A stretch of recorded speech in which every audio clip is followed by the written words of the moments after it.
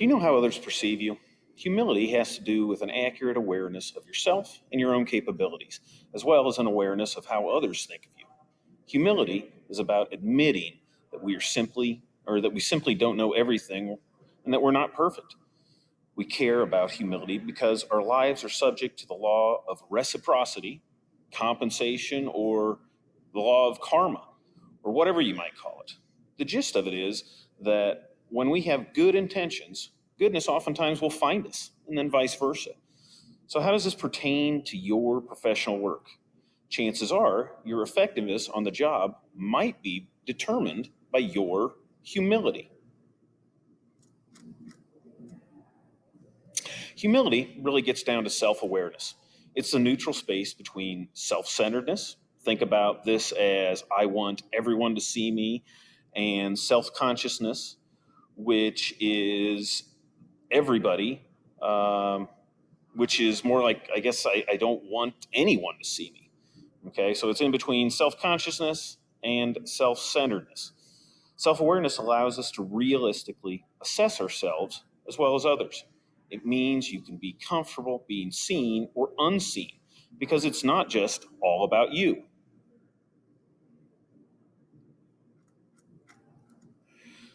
We oftentimes think of humble people as those who don't grab the spotlight from others. There's more to it, though. People with a sense of humility are able to realistically assess themselves and their skills. They tend to be approachable, authentic people. Their sense of humility allows them to be open to counsel and criticism without being defensive. On the other hand, they can also recognize and respond appropriately to harassment or intimidation. What makes humble people so effective on the job? They're open to an alternative ideas and approaches. So let's see what humility doesn't look like.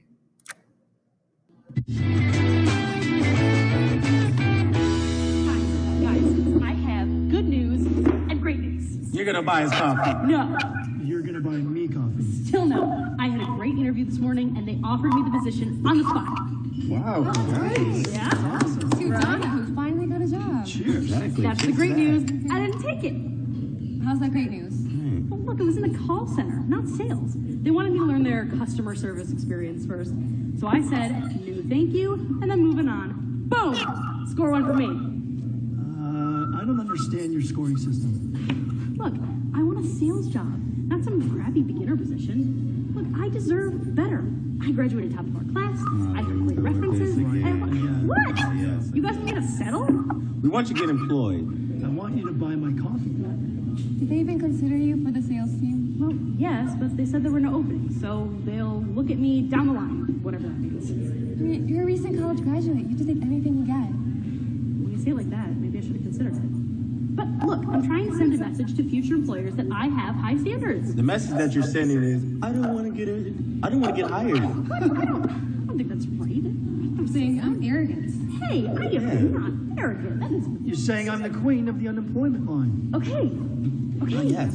Jeez, I maybe think I so, made a too. mistake. Maybe I should be a little more humble next time. Yeah. Look, it's okay. Let me buy you a cup of coffee. Your Highness. Yeah. Seriously. Yeah, Yeah, Joker over exactly. here.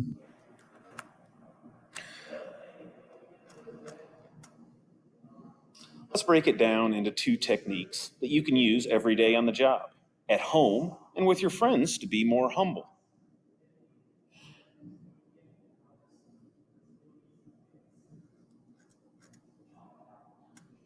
The first technique is officially called transactional analysis, but it's easier to think of it as I'm okay, you're okay. People with humility make the people around them feel okay, and they make sure that they themselves are okay too. Did you notice that people with humility don't often have low self-esteem or assume that everyone around them is better than them? That's being a victim.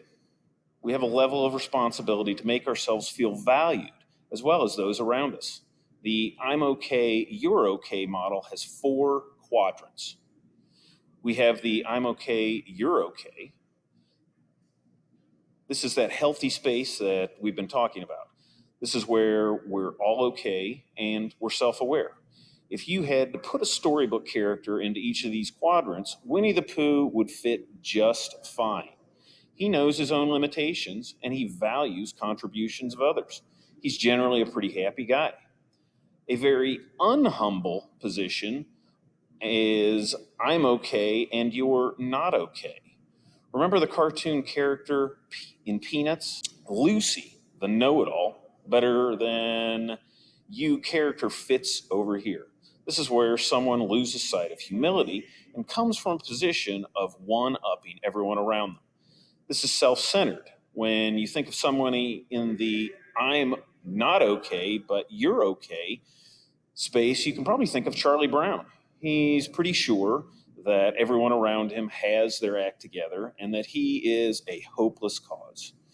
This is when we lose sight of self awareness and fall into a negative self consciousness. We are down on ourselves. The last is the complete opposite of a healthy outlook. I'm not okay, and you're not okay either. If any character fits this quadrant, it is Eeyore from Winnie the Pooh.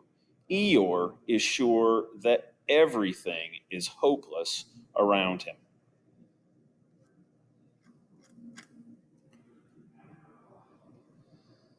The second technique is the DISC model. This is a tool for understanding our different personalities, preferences, and perspective. It's a way of describing your communication style with respect and humility. The DISC style helps you achieve a level of self awareness, and they can help you communicate with others as they help them feel okay. How can we consider others and evaluate ourselves? How can we be approachable and vulnerable and demonstrate empathy? This diagram briefly describes each personality type and how we can live in humility as we engage one another in this thing called life. Where do you sit on this model?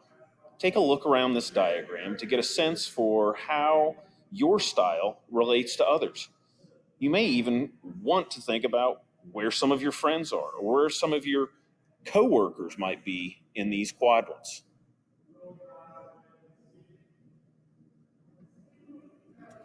So let's go back to our good friends at the coffee shop and we'll see what sort of disc style they might have.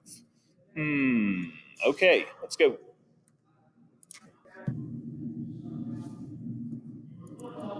I am decisive, tough, and impatient. I am strong-willed, competitive, demanding, and independent. I am direct and tend not to listen well. I need immediate feedback, the space to concentrate, and the understanding to maintain the results I achieve. I take action. I am powerful. I do not spend time on non-essentials.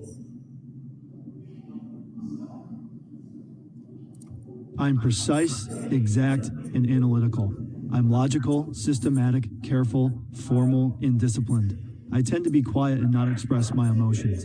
I need detailed information, patience with the questions I ask, and time to think and decide. I am not excited about chatter. I'm sociable, talkative, and open. I'm enthusiastic, energetic, persuasive, spontaneous, and impulsive. I'm emotional, and I tend to talk more than I listen. I need to show enthusiasm, smile, and chat. I focus on the positive and make things fun. I need to talk. I don't focus on details. I am calm, steady, and laid back. I am caring, patient, amiable, modest, indecisive, and trustworthy. I listen carefully and am sincere. I need a slow pace and the ability to take my time. I also need assurance and time to decide. I cannot be pressured for action or make sudden changes. I take promises seriously.